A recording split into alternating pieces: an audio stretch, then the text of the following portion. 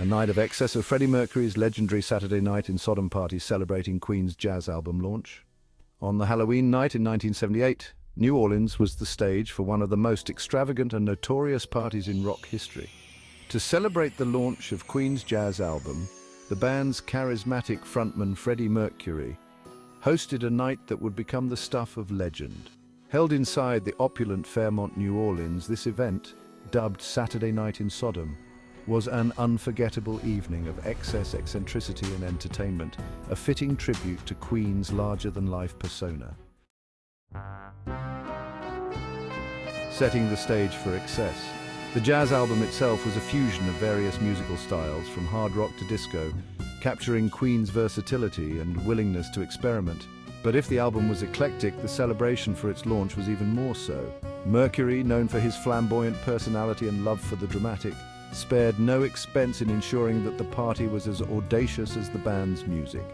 With a rumored budget exceeding $275,000, a staggering sum at the time, Mercury transformed the Fairmont, New Orleans into a decadent wonderland. The guest list boasted over 400 attendees, including celebrities, socialites, and members of the music industry, all eager to witness and partake in the spectacle that Mercury had meticulously crafted.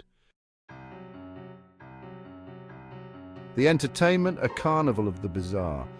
The evening's entertainment was as eclectic as the album it celebrated. Guests were treated to performances by contortionists, fire eaters, and strippers, adding a touch of the bizarre and the risque to the festivities. The choice of entertainers reflected Mercury's penchant for the theatrical, as well as his desire to create an atmosphere that was both shocking and unforgettable. Each performer contributed to the party's surreal atmosphere, blurring the lines between reality and fantasy. Contortionists twisted their bodies into impossible shapes, defying the laws of nature, while fire eaters played with danger, their acts symbolizing the burning passion and intensity that Queen's music inspired. Strippers, meanwhile, embodied the unrestrained freedom that Mercury himself often championed, adding a layer of sensuality and liberation to the night. A night to remember. Saturday night. In Sodom was more than just a party, it was a statement. It was Mercury's declaration that Queen was not just a band, but a force of nature, capable of pushing boundaries and redefining what it meant to be a rock star. The event perfectly encapsulated the excess and indulgence that characterized the late 1970s, a time when rock and roll was not just about the music, but also about living life to the fullest, without restraint. The party became a symbol of the era's hedonism, with tales of the night's debauchery passing into rock lore. Guests reportedly danced until dawn, losing themselves in the revelry and the wild, untamed spirit that Mercury so masterfully evoked. For those who were there, it was a night like no other. A night when the ordinary world was left behind and the extraordinary took center stage.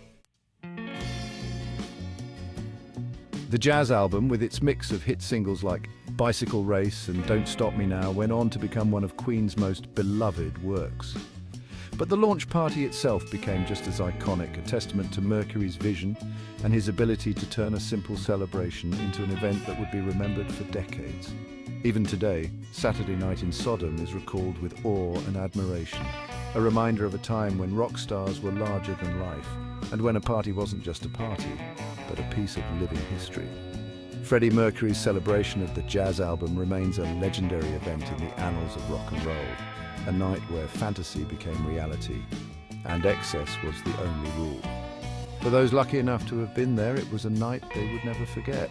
And for the rest of us, it remains a tantalizing glimpse into the wild world of one of rock's greatest frontmen.